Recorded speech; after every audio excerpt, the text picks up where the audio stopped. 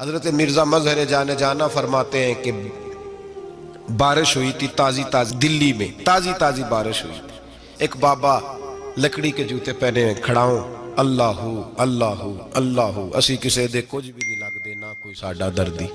بابا مست ہو کے جا رہا اللہ اللہ کرتا جا رہا. ایک طوائف اپنے کوٹھے سے اتر کے تو سیڑھیوں پہ بیٹھی تھی, ساتھ اس کا یار بھی بیٹھا تھا.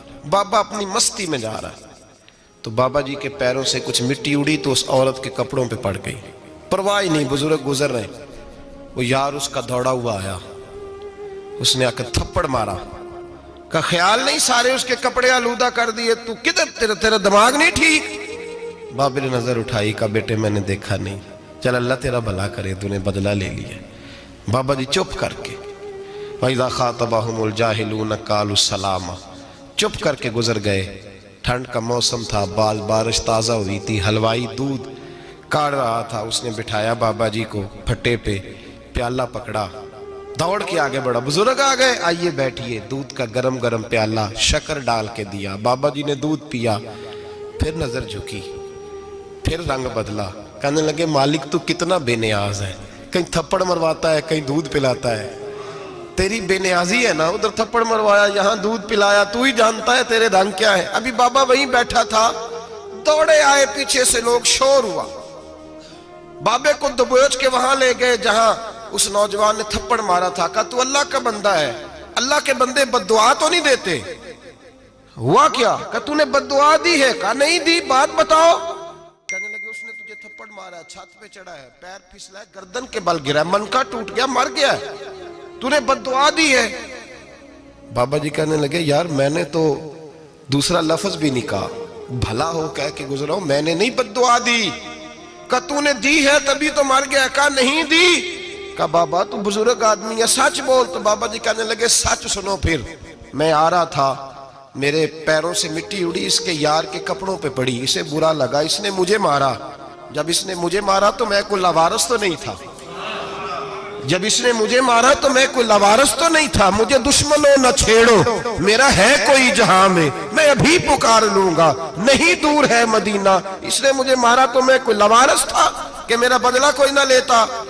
اس نے مجھے مارا ہے تو میرے یار کو برا لگا ہے تو اس نے اسے مار دیا ہے, میری تو غلطی کوئی نہیں. یاروں کا جھگڑا ہے, یہ تو دوستوں کا جھگڑا ہے, یہ تو یاروں کا جھگڑا ہے, کوئی غلطی نہیں میری, کوئی غلطی نہیں. خش جنہ قدر نہیں میرا, اے میرے صاحب نو وڈیاں, میں تے گلیاں دا روڑا کوڑا, میں گلیاں دا روڑا کوڑا, میں نو محل چڑھایا ہے سائیاں, میں نو محل چڑھایا ہے سائیاں. فرمایا اس نے مجھے لاوارث سمجھا تھا کہ تھپڑ مار کے گزر جائے, میرا کو پوچھے گا ہی نہیں. میرے رسول پاک علیہ السلام کے بارے میں رب فرماتا ہے ابھی میں تو تیرے ہو تو وہ کافر کو سزا نہیں دیتا کہ تو موجود ہے. یاد رکھیں حضرت فضیل بن عیاض فرماتے ہیں ایک جوان تھا, مسجد میں آیا, لوگوں سے کہنے لگا روٹی کھلاؤ.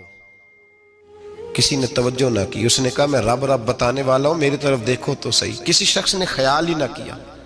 پھر اس نے کہا یار تھوڑا سوچو. نمازیوں سے کہا, اہل علاقہ سے کہا, انہوں نے کہا تیری طرح کے بڑے درویش دیکھیں. مسجد کے محراب میں وہ رب کریم کا بندہ انتقال کر گیا. جب فوت ہو گیا نا, لوگوں کا مزاج ہے, بیمار کو دوائی نہیں دیتے, جنازے پہ وقت پہ پہنچ جاتے. جب کوئی گر رہا ہوتا ہے تو سہارا کوئی نہیں دیتا, جب کوئی گر جاتا ہے ٹانگ ٹوٹ جاتی ہے تو تیمارداری کو زمانہ پہنچ جاتا ہے. اور بزرگ وہ نوجوان اللہ کا نیک بندہ مسجد کے محراب میں فوت ہو گیا. حضرت فضیل ابن عیاض کہتے ہیں امام صاحب نے اعلان کیا چندہ دو, کوئی لاوارث فوت ہو گیا, کفن دینا. چندہ کٹھا ہوا, کفن خریدا, جنازہ پڑا, عشاء کے بعد دفن کر کے آئے. فجر کی نماز کے لیے جب امام اور مؤذن مسجد میں آئے تو چیخیں مارنے لگے, تڑپنے لگے, دور دور تک آوازیں پھیل گئیں. دنیا دوڑی آئی, کیا ہوا؟ کہنے لگے وہ جو تم نے کفن پہنایا تھا وہ یہاں پڑا ہوا ہے, اور دیکھو کفن پہ تحریر لکھی ہے. تحریر کیا ہے؟ عرش کے مالک نے فرمایا میرے دوست نے روٹی مانگی تم نے دی نہیں, اس نے تمہیں میرے قریب کرنے کے لیے اپنی طرف توجہ کرائی, تم نے کی نہیں. اور میرا یار تمہارے کفن کا محتاج تھا, سنبھال کے رکھو اپنا کفن, میں نے اسے جنت کا لباس عطا فرما دیا, سنبھال کے رکھو. یہ کوئی لاوارثوں کا ٹولہ ہے؟ یاد رکھیں جو وارث والے ہیں، وارث والے ان کا رنگ اور ہے، جو ماننے والے ہیں ان کا مزاج اور ہے. اپنی زندگی لوارثوں کی طرح نہیں گزار